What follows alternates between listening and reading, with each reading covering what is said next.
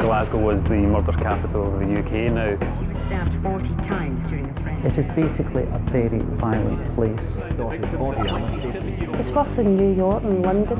A man who killed his victim with a samurai sword. Met a man stabbed in the stomach whilst... Plagued by a knife-carrying culture, over 1,000 stabbings a year, 81 murders in 2003, Glasgow is one of Britain's toughest towns.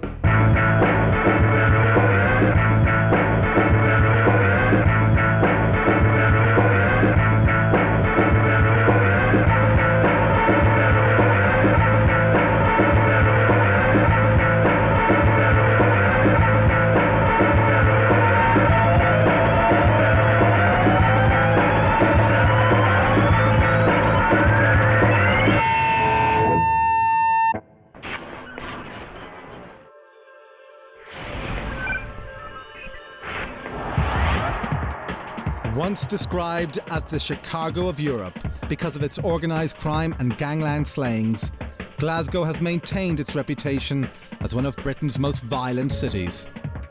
Most people carry a knife nowadays. Heard of people getting killed. Know somebody that's been killed. In 2003, there were a total of 81 murders throughout the city, giving it a higher murder rate per capita than both Belfast and London. What makes Glasgow so different from other cities is the high proportion of murders that involve the use of knives. Glasgow is unique compared to the rest of what I would call the civilised world. On average, we see roughly 2 to 3 knife injuries a day. In this programme, we will look at how a territorial and knife-carrying culture contributes to Glasgow's high murder rate. Glasgow's always had a problem with knives. An inch lower, I could have been dead. We spend the night with the people who see the carnage up close. What transpires, he's been stabbed in the chest, just to the right of the breastbone. And look at what makes Glasgow the murder capital of Western Europe. Well, Glasgow's two sides to it, doesn't it? If you drive into the city, you'll see it's regenerating along the banks of the Clyde. If you step out into the housing estates, there's a trend of binge drinking, knife carrying, a willingness to use that knife. Crime reporter Alex Robertson has been covering Glasgow's violent crimes for 6 years. This has led him to most areas around the city. The south side of the city doesn't experience the problems the other areas do. This killing of this teenager, Thomas Loffrey, he was quite simply an innocent bystander who witnessed a fight between another teenager and his girlfriend. He tried to intervene and was stabbed to death. East End's actually got the highest rate of violent crime in the Forth area. In one weekend alone in the East End there was 4 murders. On my right is the Sheeling Bar. Gordon Ross, 36-year-old, drinking on a Tuesday night and slain outside. Police launched a murder investigation which as yet is still open. We're now in Pollokshields where 15-year-old Chris Donald, he was abducted and he was found dead the following day. This was a schoolboy.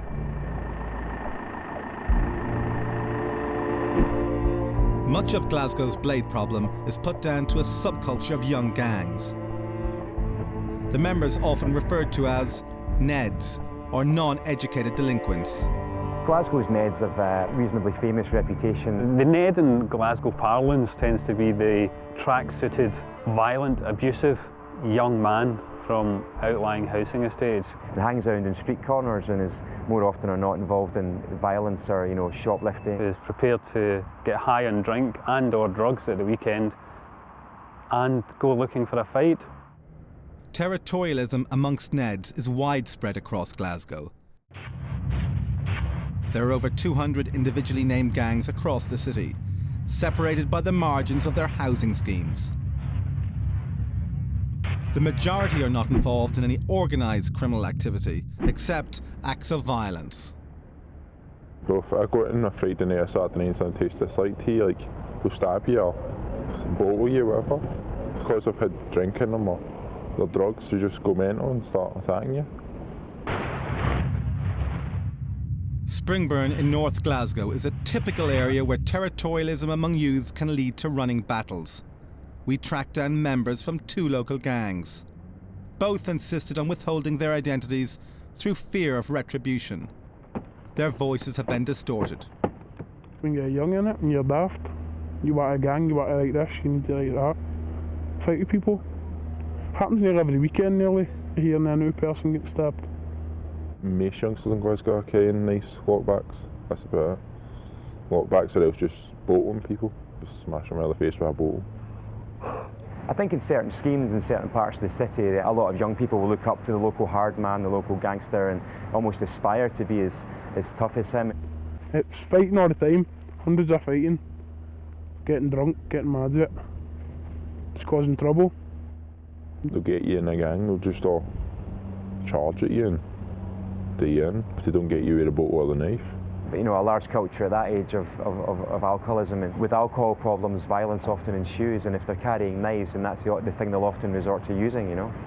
No, when people get a drink, it's false courage. Think they're this and that, and then do stupid things to people that don't really deserve it. Stabbings do not just involve gang members. Innocent people also get caught up in the violence. This is something that 19-year-old accountancy student Christopher Begley found out in September 2003. You hear about knife attacks happening all the time in Glasgow. It is quite commonplace nowadays, but you never imagine it's going to happen to yourself. I'd been for a few drinks with a few friends. I mean, probably only talking in the pub for maybe 2 hours tops, so it's not as if we were drunk. I walked one of my friends home, turned round to go back towards home, got talking to a couple of boys that I knew from school.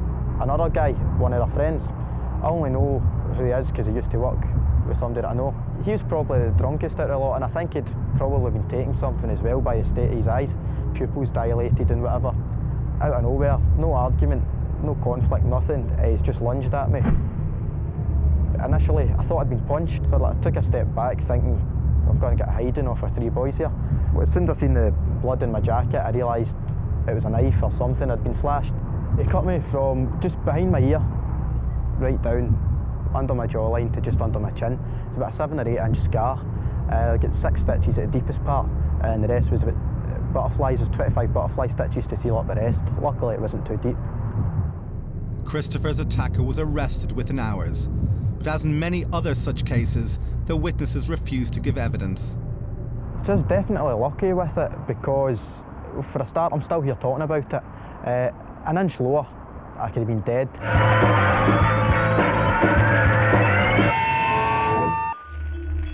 1 minute, this man was out walking his dog. The next, he's lying in his own blood.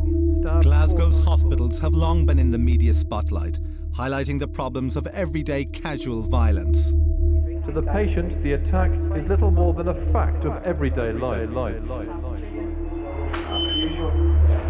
Usual attack on the knife. Many knife attacks go unreported. In 2003, the police recorded 404 knife incidents. But Glasgow Royal Infirmary alone treated over 1,000 stabbings in the same year. On average, we see roughly 2 to 3 knife injuries a day, and on average 2 to 3 a week will be serious or life-threatening. 3 weeks ago, in one weekend, we had 2 homicides. In my experience, Glasgow is unique compared to the rest of what I would call the civilised world in terms of the scale and the severity of the knife injuries that we see. It's Saturday night, and for many in Glasgow, that means a big night ahead. Statistics show that 37% of stabbings occur at the weekend, making it twice as likely to be killed on the streets of Glasgow on a Friday or Saturday night. At the Scottish Ambulance Depot in central Glasgow, paramedic Ray Hanna prepares for a night on the town. Well, mentally you can expect the whole spectrum of assaults, from the relatively minor to the really quite serious. From that I mean someone just punched in the nose with a broken nose, to someone has a knife stuck into his chest. An hour into the shift, Ray gets his first call out to an assault. For a 39-year-old male being stabbed, possibly through the lungs. With the police already at the scene, technician Lynn MacDonald is first to treat the injured man. Hiya. Hiya. Hiya, pal. Hey, and you have a wee look at your chest, okay? Get a stab wound right in the centre. The man has been stabbed in the chest during a street fight, but has managed to crawl back to his flat. Did you see what kind of weapon they used? How big was the blade? Any ideas? I know it was sort of kind of fast happening. As well as being stabbed, the victim has also been hit several times on the head with a crowbar. Chair's right behind you. So you've been stabbed with a knife, hit over the head with an iron bar. You've not been unconscious. Apart from that, you're fine. Yeah, good. On the way to hospital, Ray tries to ascertain how far the knife has penetrated. So tell me again about this knife. Did you catch a gun shot? A what knife? It transpires he's been stabbed in the chest, just to the right of the breastbone, stabbed in the right side. What he described as a potato knife, a wooden handle, 3-inch blade maybe, and hit about the head several times, at least 20 times he says, but that'll be another statistic for him tonight, I think. Serious stabbing. The type of injuries we see vary from very innocent-looking wounds to very graphic, massive, large open wounds, depending on the weapons used, from knives, from machetes, up to and including bayonets and swords. Well, this patient's been stabbed in the neck. You can see the knife is a kitchen knife sticking into the notch just at the bottom of the neck where the windpipe is.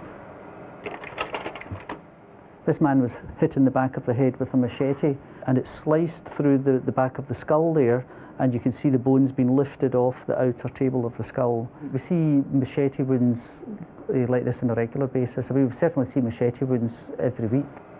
Glasgow's ambulance service continues to patch up the casualties of drink-fuelled violence. Oh, it's a report of a 33-year-old male with a head injury, bleeding badly. It could be an assault, it could be absolutely anything. In the majority of call-outs, alcohol is a contributing factor.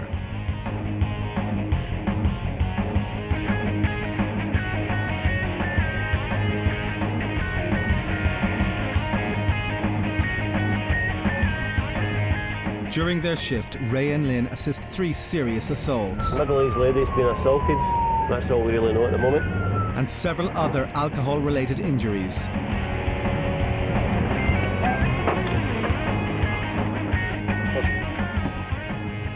Towards the end of the night, yet another stab victim arrives. This time, the weapon in question is a sword. But he seems to have a knife wound to his back and several wounds to his scalp, partly afflicted by a sword. Right, let's get you in and we'll get you sorted. For Glasgow's medical teams, it's business as usual. Violence has been their method, a violence which has earned Glasgow the reputation as the toughest city in Britain.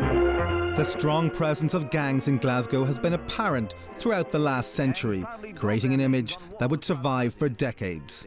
Blades have always been a popular tool in Glasgow's underworld, but it was the cutthroat razor that was the most popular in the past. In the bad old days in Glasgow, you tended to hear a lot about the Glasgow smile, which was created by a couple of razor slashes just like that, widening the mouth, showing a lot more teeth and leaving the person disfigured, but very much with a distorted smile.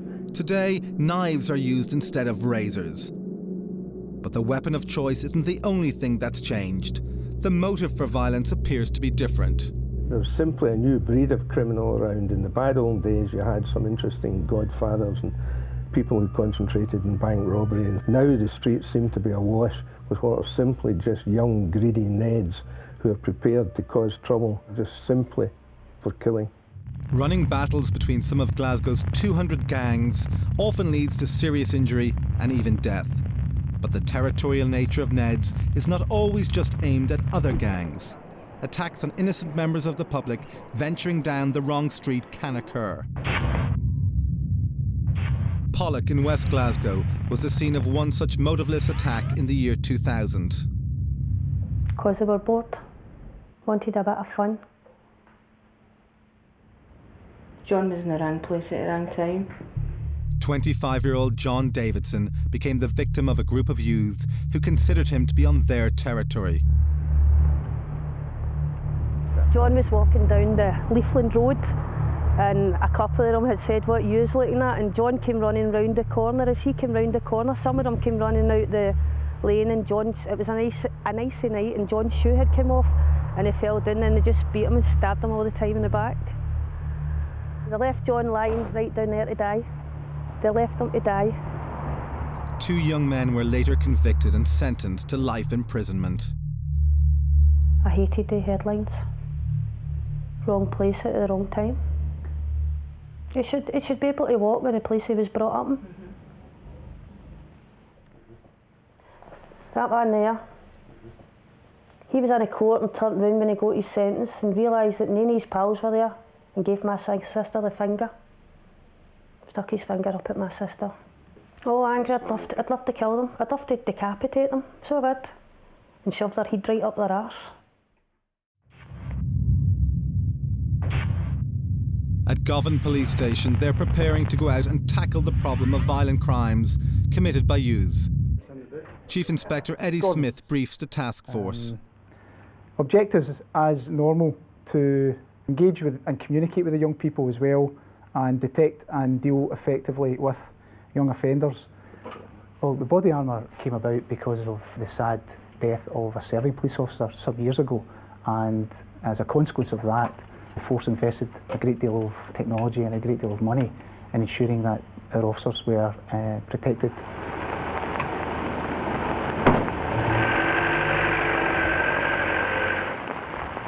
One of the problems we have in this particular subdivision is the knife culture, and I would say amongst the hardcore, the carrying of knives is a real big issue, because it's not just the carrying of knives, it's what it can lead to. I've seen stabbings, people getting downs, put away in an ambulance. Heard of people getting killed. Know somebody that's been killed. A call comes through of a disturbance involving youths in a nearby housing estate. On arrival, we noticed quite a few youth standing in the close here. They were all searched. They were searched primarily, they consented to search, and we were searching them for offensive weapons and any, it's not unknown for 12 and 14-year-olds to have cannabis on them as well in this area. So it's basically searching for drugs and offensive weapons. What we've tried to do this summer, rather than go out and just enforce the legislation as it stands, is try and speak to young people and explain to them the impact it's having, and actually engage with them as individuals and human beings. The police have got an attitude. They think you stand at a corner, they think they're better than you, so move on, and they move you into trouble.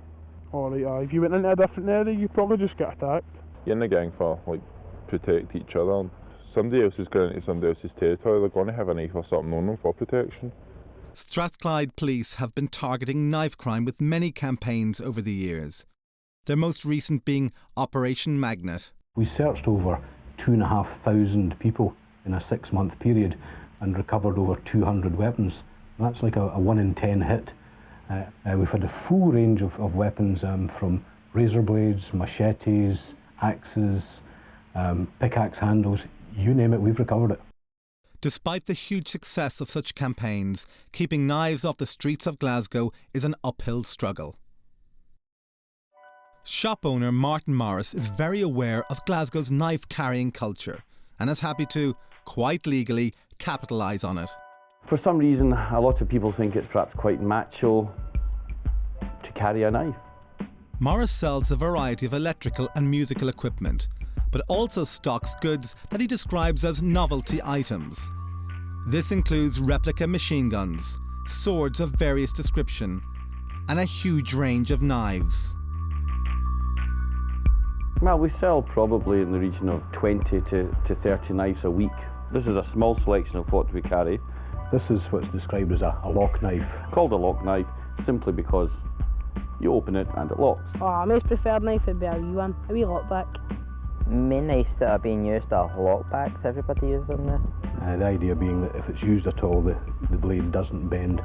You'd use that for almost any purpose, household, opening parcels. This is a hunting knife. They're quite often described as fantasy knives, and it's got the ornate decoration on it. There is no place for this on the streets of any town. One of the more extreme finds we've had are machetes.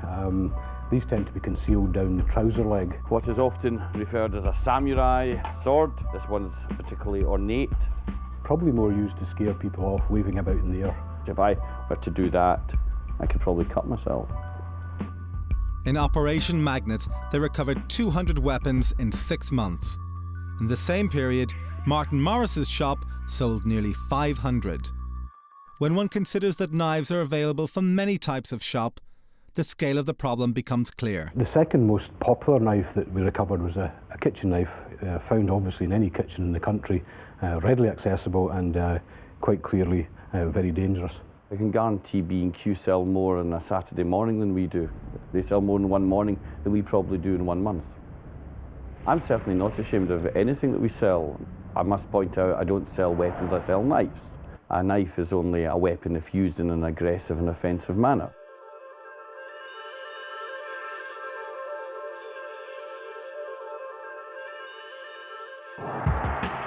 Of all the murders that happen in the city, over half are committed with the use of a knife.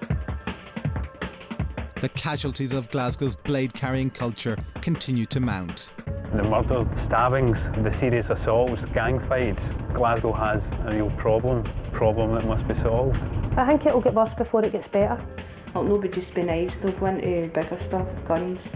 Violence is ingrained in the communities and is part and parcel of their everyday lives. And until we can change that, then we will not see an end to the problem. Glasgow may not always be the murder capital of Western Europe, but it will remain one of Britain's toughest towns. Punishment squads have smashed bones with baseball bats. I hear my bones cracking. Recovering in a Belfast hospital after the horrific attack in the city. They're hoods with guns. Muggers are informed against and shot. One of Britain's longest-running conflicts. Paramilitary groups serving out rough justice. Thousands of punishment shootings and beatings. Belfast is one of Britain's toughest towns.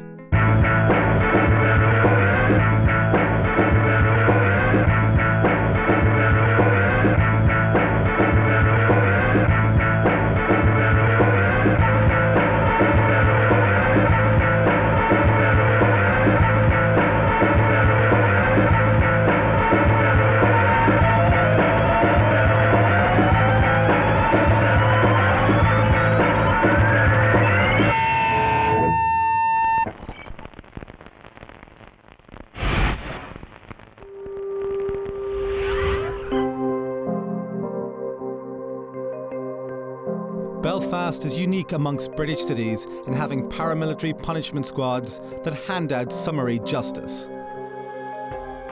According to police statistics, between 1973 and 2004, there have been over 3,000 punishment shootings and over 2,000 beatings. There are as many attacks happening today as there were in pre-ceasefire Belfast over 10 years ago. In this programme, we will look at the phenomenon of the punishment attack. It's not a smack on the back of the hand, it's shots in the legs. And we meet the people who've been on the punishment squad's hit list. My kneecap was blue in half. AK-47. If you're caught, you keep your mouth shut and take a beating.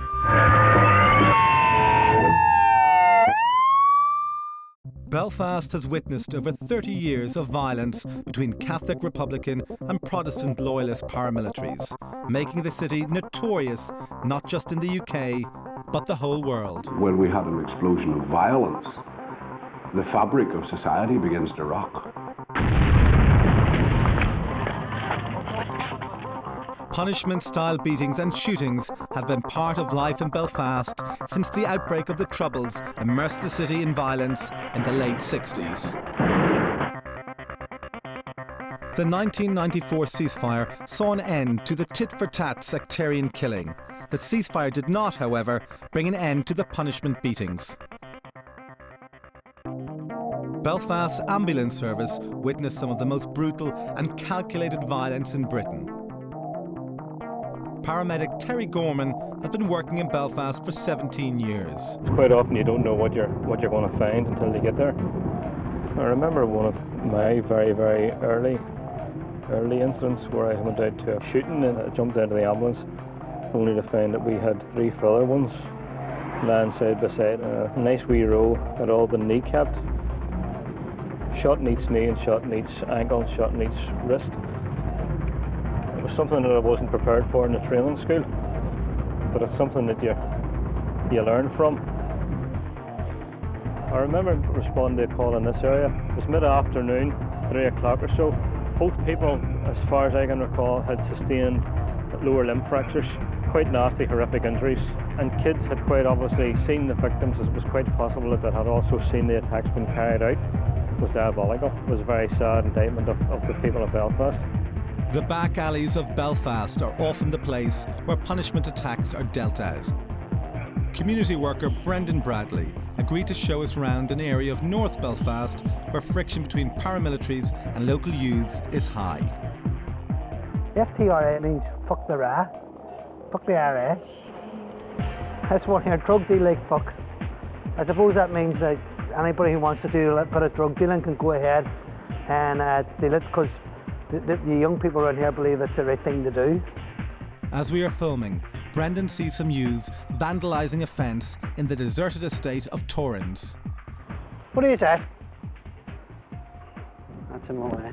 The boys start to hide their that? faces and ask What are you not doing, to be Mum? filmed.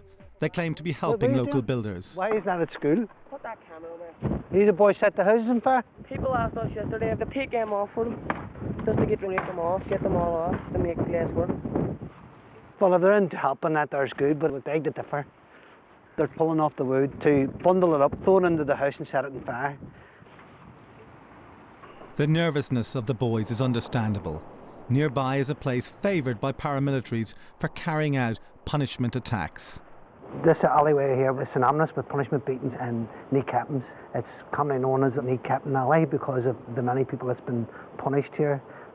Neighbours said when some of the beatings were going on, they heard the people being beat, and basically they couldn't respond. Obviously, the self-preservation was one of the things that they thought about. One punishment victim that came to know Kneecap Alley was ex-offender Jimmy. I had no job. There was no jobs about. That's where it started. I was doing robberies, doing various other things. They were just money makers. As Jimmy became known for robbing post offices, the local paramilitaries began to take notice. There was a lot of robberies going on around the district. My name was put amongst them names. This fella come up to me, says, "Jamie, there's a girl that wants you outside." It was the scariest thing I've ever seen in my life when I got to the top of the stairs.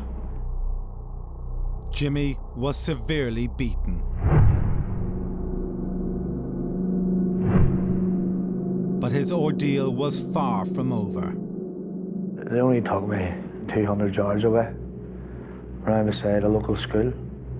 Said a couple of times and told me to kneel down. It was just around this area where they had me down. They put their guns at the back of my legs and then shot me. And then they shot me that leg. It was freezing. They left me lying for about a half an hour before an ambulance came. I thought I was going to die. My kneecap was blew in half on my right leg. I had a broken femur on my right leg. And a shattered shin on my right leg. On my left leg, my kneecap was shattered. All the arteries and tendons severed in my left leg. I mean, that's when I was only 18. Like. The infamous kneecapping is a classic form of paramilitary punishment. But the range of punitive measures can be diverse. For first-time offenders, public humiliation can be used, such as being tied up and covered with tar and feathers.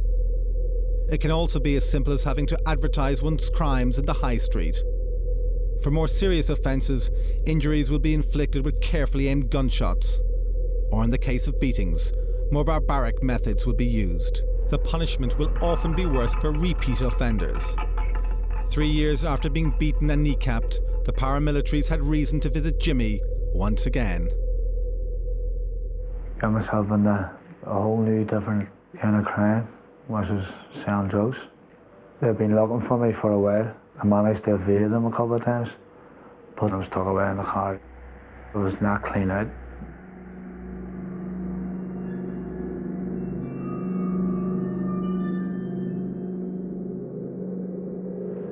I would say I would have been more or less unconscious, but in my mind I could hear and feel everything that was going on. I mean, I felt all the blows I was taking. I heard everything going on around me. I could hear my bones cracking. I still remember them all laughing like animals.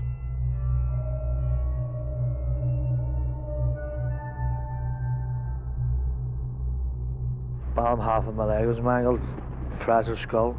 My arm was mangled, ribs.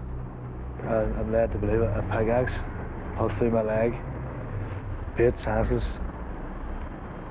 The sales for selling drugs. Regardless of whether I was selling drugs or not, I still don't give them a right to beat me. But sure, it's life. Although the nature of punishment attacks seems barbaric to a civilised society, the call for such actions come from the communities themselves. Complaints from residents will be passed on to representatives of paramilitary groups who will then investigate the individuals concerned. Mondays are terrible days for paramilitarists because that's the day after the weekend, and there's usually a queue of elements of the community demanding that this person or that person be dealt with.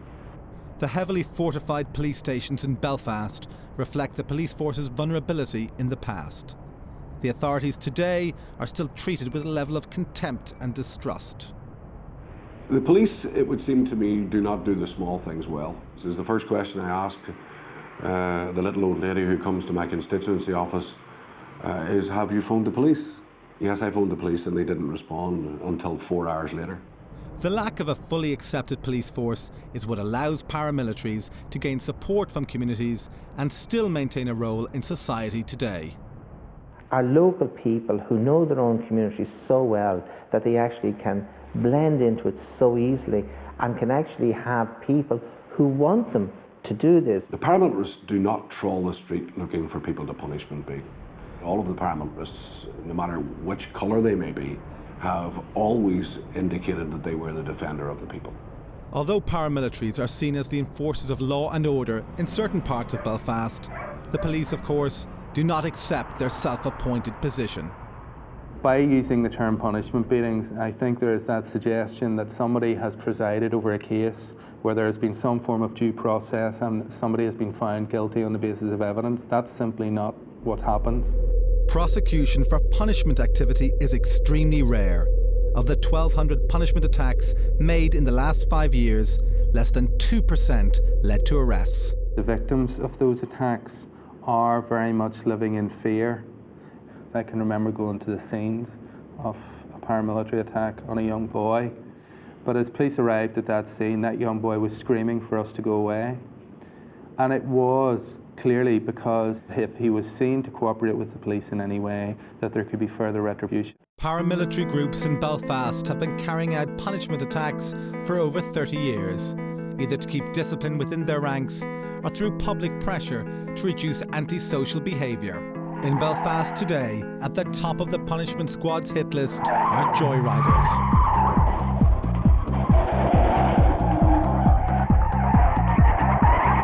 Joyriders annoy and upset and torment the whole community because of the noise, the screeching brakes. Very, very many people in the community can't sleep. The city has a huge problem with car theft, but mostly it's not for profit, it's for fun. Vauxhalls, built by robots, driven by joyriders. We tracked down one ex-joyrider who agreed to talk to us about the conflict with the paramilitaries. He asked to remain anonymous. This place here would be my old hunting ground. It was a bit of a rally course. You ran the gates with a stolen car, flew in and showed off. What makes people do it is lack of things to do in the community, boredom. It's like a sport. The joyrider gets a buzz. The police drive big 4x4 jeeps. They can't take bends at 50, 60 mile an hour, so you know you're making a mockery out of the police. When you're taking a chase by the police, you're getting respect from your friends. Well, respect's everything. The biggest demand for punishment beatings would be in relation to joyriding. Many people are afraid of joyriders knocking down their children. This has happened in West Belfast. Children have been killed. In 2002, Jim McComb lost his daughter, Debbie, to a reckless joyrider. Ever since, he's been battling to increase sentencing for joyriders that kill. They're killing them, they're taking limbs off, they're hurting people. The judges got the power in their hands to hand that 10-year sentence out 15 years ago, and they're not using it. I shouldn't have to go to paramilitaries. The number one enemy would be the paramilitaries, because they would also get a lot of complaints about joyriders. I've seen people getting their legs broke with baseball bats, getting shot, tortured, guns put to their heads, let on they were getting shot so they could give information about other joyriders. Pressure on local paramilitaries in one area of South Belfast brought about one of the most shocking punishment beatings in recent times. Convicted car thief Harry McCartan from West Belfast had been punished with broken ankles in the past by Republican paramilitaries. Having recovered from his injuries, he was thought to be active in a loyalist area in the south. Here the repercussions would be far worse. Crime reporter Henry MacDonald covered the story. It's clear that the paramilitaries got complaints from local people living in this area. The UDA, they waited, they caught Harry McCartan, but rather than do anything to him in such a public, large road where there may be police patrols, they took him to a quieter place. He was dragged down this road here to this very spot. It doesn't look very significant, but in fact this is where Harry McCartan was effectively crucified. When we arrived here after he was taken away in an ambulance, there was blood stains all over the wood. It was quite obvious what had happened. Such was the ferocity of the attack that instead of just being another statistic, it made national headlines. He was taken to hospital with the nails and wood still attached to his hands. It took surgeons 5 hours to remove them. The loyalist paramilitaries want to send out a message to other joyriders in the west of the city, which was, don't come into this estate to steal cars. Come in at your peril. The message was meant to be clear, but the victim himself remained defiant. I don't know what I did wrong, but what I done wasn't right. Despite the horrific injuries, feelings for the punished joyrider in the community were mixed. Many people within the nationalist community would have little sympathy for Harry McCartan. Count himself lucky that the nails were driven through his hands rather than his head. I knew Harry McCartan, and he didn't deserve what happened to him. Who in the right mind agrees with nailing somebody to a fence? I don't agree with it when they nail Jesus to a cross. For Jim McComb, it's a dilemma whether or not the punishment was deserved. I don't believe the punishment beating in sport. I don't believe it. Actually, I don't. But maybe it stopped him from killing an innocent person that night. So that's the way it is. The level of paramilitary activity varies across Belfast depending on the area's relationship with the police. The Ardoyne in North Belfast is one area where trust in the police is so low that paramilitary activity is very high.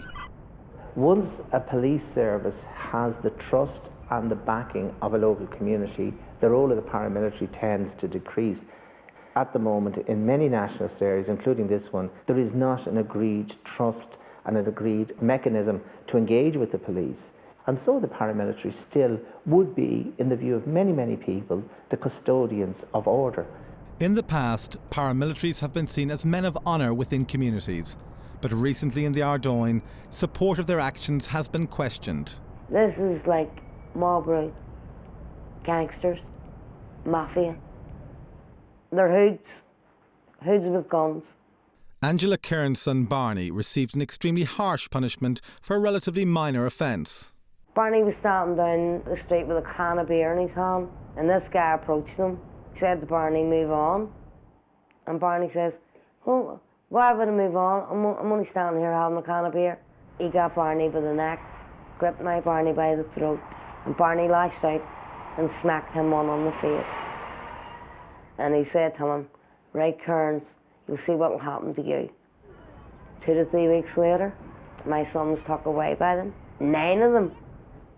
9 of them. And they were taunting Barney even in the house before they shot him. Barney, it's your birthday. Come on out to play, Barney. And then they took my son away and shot my son down here at the back of me where I live. And they made sure that they destroyed my child's legs.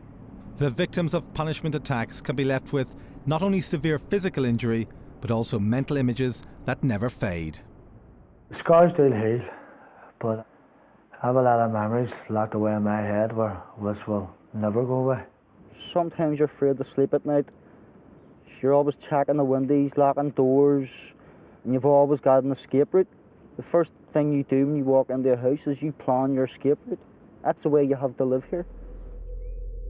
A year after his punishment beating, Barney's friend, Anthony O'Neill, committed suicide, having also received a beating from the local paramilitaries. Barney went to the funeral. I feel very involved for the reason that I had preached at the funeral that morning, and I had a feeling in my bones that there's going to be something else that's going to happen here.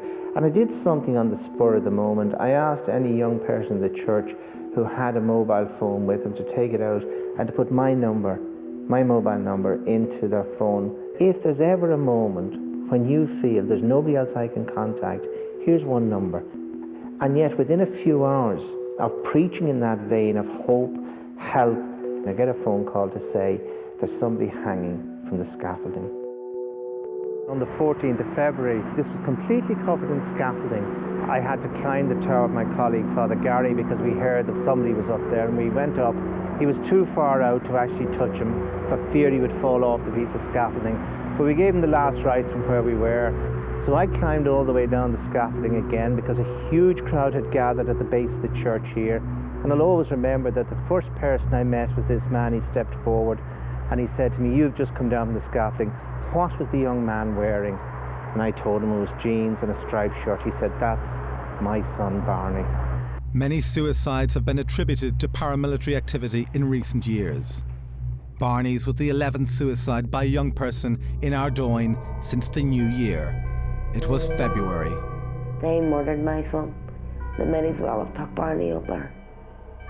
They might as well have put a bullet in his head. When you punish by violence, you end up either breaking a person, as we've seen in the case of suicide, or making them more determined than ever to go on and just show how bad they can get. I myself have lifted patients off the streets where they have visible tattoos, and these tattoos say "shoot here" with an arrow pointing towards the kneecap. Getting a punishment beating doesn't prevent joyriding at all. It just makes people more bitter and angrier. Until the police service in Belfast is completely accepted by communities, the paramilitaries will still be looked upon to punish unruly youths. Having fully reformed from any criminal activity, Jimmy now volunteers for a local community centre, helping young people avoid trouble.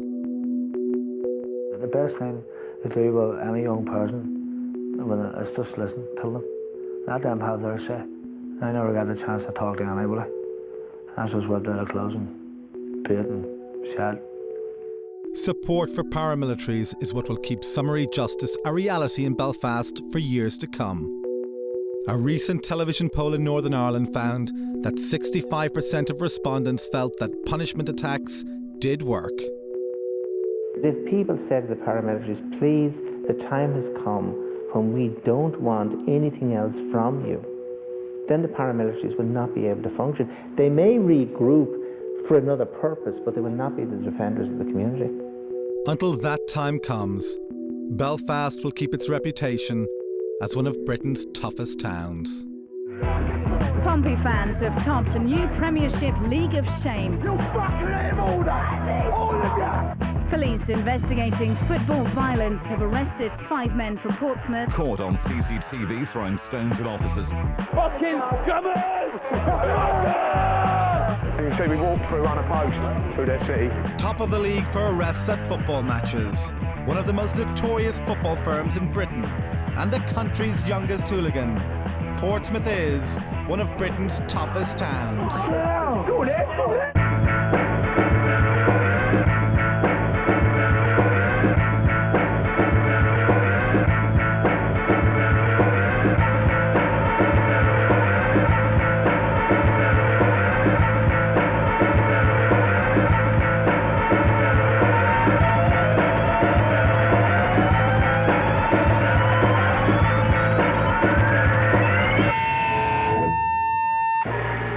The historic naval city of Portsmouth, the most densely populated city in Britain. Home to 180,000 people who are crammed into row upon row of terraced houses on an island just 15 miles square.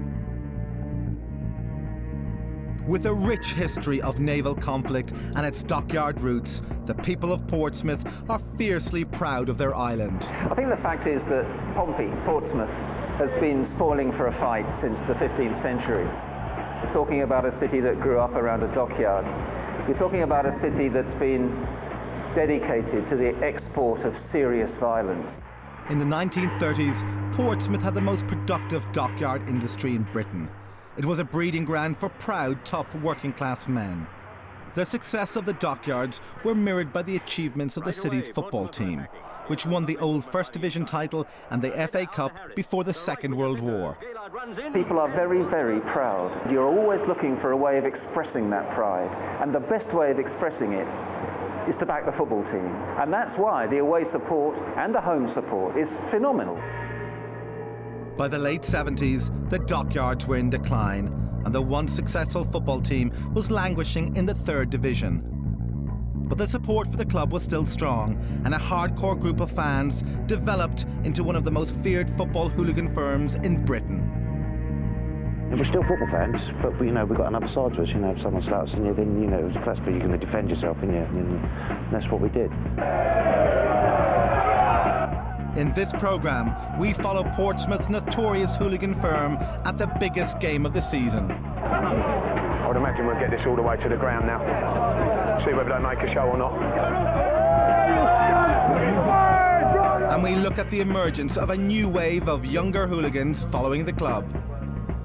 You don't have to be the hardest person, as long as you know that when you're running in, you've got your mates behind you running in with you. It don't matter. Portsmouth is the only city in Britain on an island of its own. Its residents have developed a strong community spirit and an island mentality that means that they are very wary of outsiders. These are people who have a deep-seated hostility to anyone who's foreign. That's not just the French, that's people from Havant, and Havant is 7 miles away.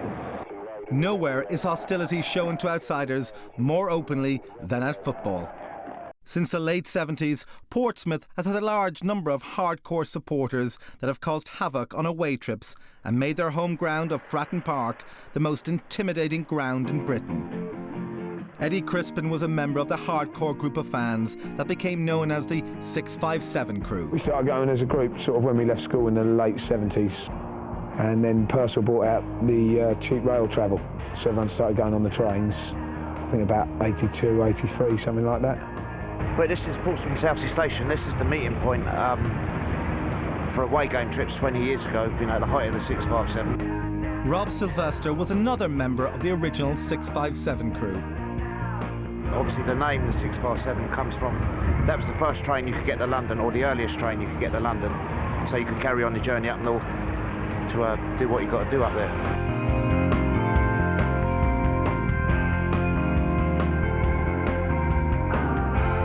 Occasionally you could have 3 or 4 rows with different firms at an away game. You'd pull up in London in the morning, bump into someone, pull up where you're going, bump into someone, back in London at night, and then back at Waterloo you might bump into Millwall or something later at night. So we played Newcastle away and came straight off the station and went straight into these 2 pubs, and it just kicked off straight away.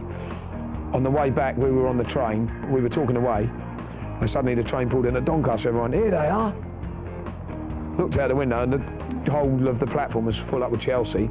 Straight off the train, straight into them, run them off the station. That was a bit of a mad day. They became so notorious for causing trouble, they were banned from most football stadiums in the country. So the crew had to come up with innovative ways to get into the heavily policed away grounds. We went to Cardiff once, and we knew the police would be waiting at the station, so what we did, we had some wedding invitations made up, and everyone went in blazers and trousers and a shirt and tie. All Farrow slacks and blazers and aqua scoot and ties. When the police pulled them at Cardiff, so you guys going to football, do we look like we're going to football? you know? We're here for a wedding, mate, you know? Oh, sorry, lads, carry on. Took them a couple of minutes to sort of sussed out that we weren't there for the wedding. Before they realised they were letting the 657 crew slip through their grass, you know? That's them in the ground. Typical Pompey, that going to places and, you know, you knew that there was a fair chance you would sort of get your nose smashed in, but that was the buzz about it, you know. The 657 were able to establish themselves as one of the top 5 hooligan firms in the country, thanks to their liberal attitude towards violence. Football violence is bad, but, you know, where does it come up on the list? You know, it's not as bad as terrorism, drug dealing, you know, see, there's a lot worse things than being a football violence. You know, I know who I'd rather live next door to me. But for the 657 crew, the days of terrace battles with rival firms are gone. Basically, if I didn't go to football, I wouldn't have any dealings with the police at all. But every Saturday now, you go to football, you walk in a pub, you get a camera shoved in your face. All Cedar stadiums and CCTV have meant that incidents of violence inside football grounds are now rare. But football hooliganism hasn't gone away.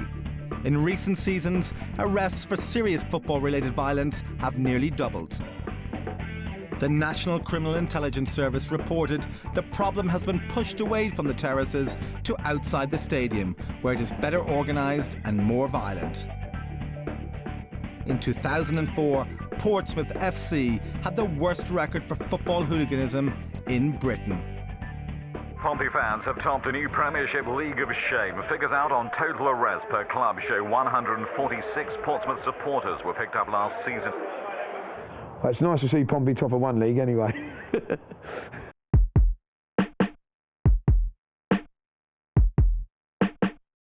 The reason Portsmouth topped the league table of arrests is largely down to their bitter rivalry for just one club, their South Coast neighbours, Southampton. It is believed that the bitter rivalry between the two cities dates back to the 1930s, but it started on the dockyards rather than the football terraces. The Portsmouth dockers went on strike over low pay, so the yard owners brought in merchant dockers from Southampton to break the picket lines. The Portsmouth dockers went on strike. It's a community, it's obviously a community suffered. Now, the hardships families go through in the strikes in the old days, you know, things like that are never forgotten. From then on, people from Southampton have been known as Scum, an acronym for the Southampton Dockers who broke the 1930s strike. Although the rivalry is fierce, over the years, the two clubs have often been in different divisions and have rarely played each other. But in 2003, Portsmouth won promotion to the Premiership and were guaranteed to meet their South Coast rivals. Southampton's visit to Fratton Park in March 2004 was their first for 20 years. Police deployed 400 officers, the most ever for a Premiership game. We knew that it was going to be a big police operation. We knew that they'd be out there waiting for us. So it was quite a tension-charged atmosphere. Everyone met up and they knew what time the Scummers were going to arrive at Pompey. All turned out, the police turned out. Portsmouth won the match 1-0. But the fans wanted to beat their rivals off the pitch as well. I mean, at the end of the game, Pompey had won anyway, but there was, as in the old days, you used to get mobs waiting here, baiting the away supporters, because you could look up to them in that section of the ground there. We were held in for about 30 minutes, then they took us up into a road and we were held in a side road for, again, about another 20 minutes probably. And the police and the stewards, I mean, weren't holding, not as if they were holding them back. They didn't want to come out, but they were trying to disperse of the mob here, which was probably up to about 1,000 upwards. It was clear then that something a lot more sinister was going on. It was only the heavy police presence that ensured the Southampton supporters were escorted away safely. But the Portsmouth fans weren't finished, and they continued to throw stones and rubble at the police well into the night. It turned into the worst rioting ever at a Premiership game.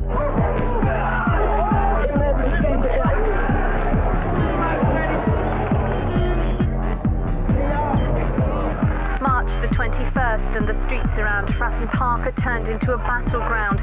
400 police officers are deployed, a tenth of the force.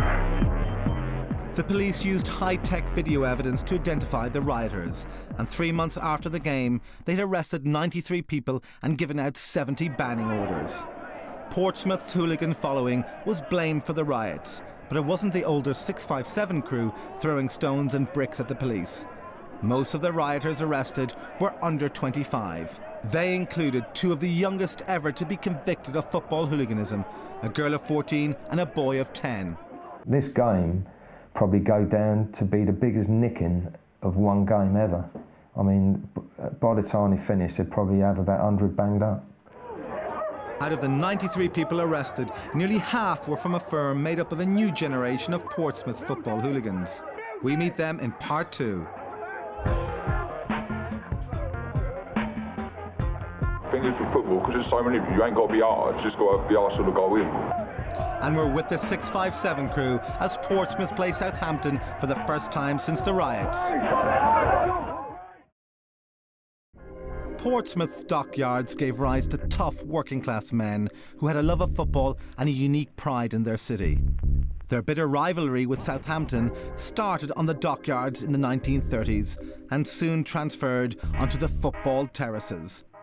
There have been outbreaks of violence at every game since. But in March 2004, the rivalry escalated into a full-blown riot on the streets of Portsmouth. The rioting was blamed on Portsmouth's hooligan following, but most of those arrested were under 25, highlighting a new wave of young hooligan that follows the club. Up and down the country, every club that used to have an active firm or still considered has got an active firm has got a youth element. Yeah, there's some jokingly say youth academy.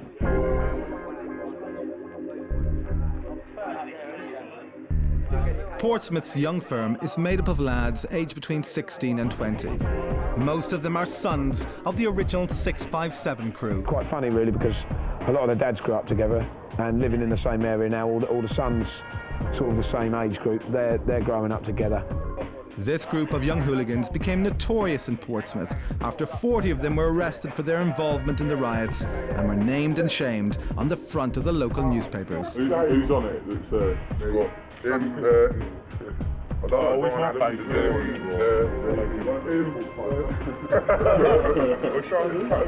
Yeah, he got his move. You know what I mean? That's it. Obviously, everyone wants to beat up the scummers and that, so everyone just makes the rounds. And when it do, like, the police get control of the situation or whatever, they like steam into like us lot and that. And it just went back and forth, back and forth. It just got to the extent where everyone stands still throwing stuff at the police and that. The thing is with football, because there's so many of you, you ain't got to be hard, just got to have the arsehole to go in. That's all you got to do. That's it. As long as you're game, that's it. You don't have to be the hardest person. As long as you know that when you're running in, you've got your mates behind you running in with you, it don't matter. These young fans are continuing in the tradition of the hard-hitting Portsmouth hooligans who live and breathe the club. There was an incident not so long ago with Southampton. It involved 60 to 70 Pompey lads. Yeah. All under 18. They went on the common and had a big battle with Southampton's hooligan following, which consisted of hardcore blokes, and Portsmouth. They come out on top. So after that, all the adults had recognised that there's a new firm on the horizon.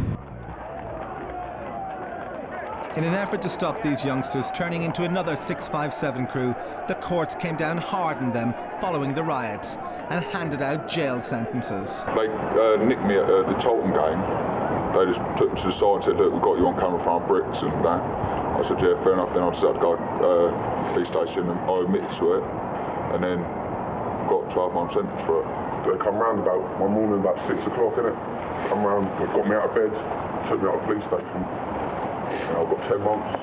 People ask what you in for and they say, oh, football violence. They're like, you think you're mad in that? Because most of the people are in there for like street robberies and that. Even though they are now out of prison, all of the lads are still on tag, which puts them on a strict curfew and prevents them from going out in the evening. How many of you got tags on? And when do they come off? Next Saturday, 9 o'clock. Got my daughters up, so I'm coming up. The boys were also given banning orders, preventing them from going to any football matches home and abroad. This means they have to watch the first Portsmouth-Southampton game since the March riots on television. So it's left up to the older generation to maintain Portsmouth's tough reputation at the game. There is a bit of a special atmosphere when we play out there. And obviously everyone, because we're the better side this season, everyone's expecting us to go out there and wallop them. So hopefully we'll get a result on the pitch as well this season. The police have classified the game as Category C, the highest warning they can give for potential football violence. The total cost of the police operation will be around £500,000, accounting for the 450 officers, dog handlers and horse units who are all on duty to ensure that there is no repeat of the riots. Eddie Crispin and the rest of the 657 crew allow us to follow them to the game. As usual, they meet at Fratton Station and they can't wait to get to Southampton. When a game is given a Category C rating, the police can exercise a Section 60, a new law that allows them to stop and search potential troublemakers before they get to the game. They abuse it at football matches, really. We went to Cardiff the other night. We had a coach load. The police inspector got on, he said, we're Section 60 and everyone on this coach. So we had to get off the coach. As we got off, they were filming. Had to give your name, date of birth and address. A couple of my mates said, Dad came to football. And he got off the coach and he had to speak into the camera and gave his date of birth as 1928. So we've got the youngest football hooligan in the country and the oldest now. Once the Portsmouth fans arrive at Southampton Central, they are in their rivals' territory. To try to prevent trouble, they are escorted to the ground by the police. I would imagine we'll get this all the way to the ground now. See whether they make a show or not.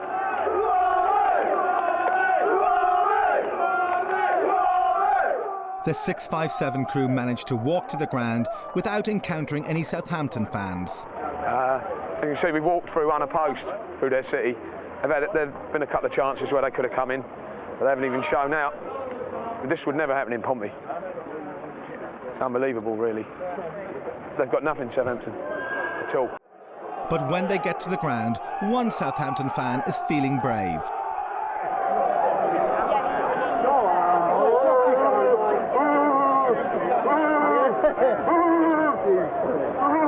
Happened too many times. Unlike the 70s and 80s, where most of the trouble happened inside the ground, nowadays, once the fans are in the new all-seater stadiums, there is rarely any trouble. Portsmouth lose the game 2-1 in the final few minutes, ensuring a highly charged walk through Southampton town centre back to the station. What's going on?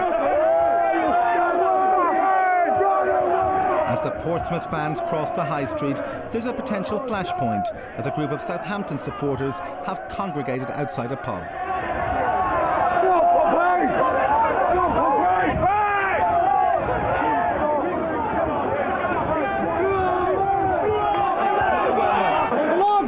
The heavy police presence ensures there are no outbreaks of serious violence, and the Portsmouth fans are escorted to the station and out of Southampton. Once back in Portsmouth, there's nothing else for them to do other than drown their sorrows. Everyone's got over the defeat now, I think, but still a bit gutted. But everyone's had a good drink now and just going to get on with things.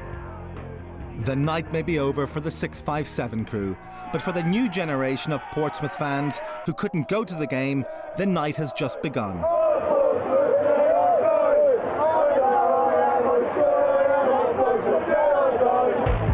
So far, the mood of the fans is good-natured, but the paramedics based at Portsmouth's ambulance station are well aware of the trouble that losing to Southampton can cause. It does get tense when Pompey and Southampton are playing. There's a lot of shouting and a lot of aggression. You can feel it's really highly charged. Yeah, they're quite good at the matches, but it's outside. Depending on how the result's gone, it does have an influence. Depends on whether they're happy drunk or aggressive drunk. So. We ain't scummers! Fucking scummers! Only 20 minutes into their 8-hour shift, and the paramedics get their first call out to a pub fight. What are we going to? A male who's been punched in the face. He's conscious and breathing. The police are en route. 1, 2, 3, up on your feet. Portsmouth is living up to its tough reputation. It's only 10 o'clock and calls to fights outside pubs are coming in regularly. Quite all right with being beaten up, are you? He's got a head injury, I think he's been assaulted. We've got a male with a stab wound. We have been told to proceed with caution. When you get like the men that are real sort of got a lot of bravado, they suddenly become real, can take on the world, don't worry mate, I'll get him back, and they're going to take on the whole of Portsmouth to avenge their friend who's just been beaten up. I've got beat up by two geezers, they've done my nose, everything. Was that the black geezer out? The black geezer, he's beat the shit out of me, the black geezer. I'll have him, I don't give a shit about the police, I'll have him. I'm supposed to be modelling next year, I'll kill him. By the end of the shift, there have been 15 call-outs to pub fights, 2 broken noses and 1 stab wound. This level of violence has become all too common for the paramedics. I'd endeavour not to be at work when Southampton were playing down here. It's horrible. I'm not saying all that would stem from alcohol, to be honest. That's just pure rivalry. It's not nice. I hate fucking scum, you. The days of terrorist battles with rival firms are long gone, thanks to increased security and the use of video cameras. And the courts have made it difficult for the new generation of Portsmouth hooligans to take over the 657's mantle. But with their ingrained propensity for violence, their bitter rivalry with Southampton, and pride in their city as strong as ever, Portsmouth will continue to be one of Britain's toughest towns. You are not dealing with a bunch of football hooligans that simply go for a fight. It's part of the way they express the support, not just for the club, but for the city itself. In its day, Pompey were there to be county, but saying that, if anyone come down there and take liberties, I don't think they'll have much chance, to be honest.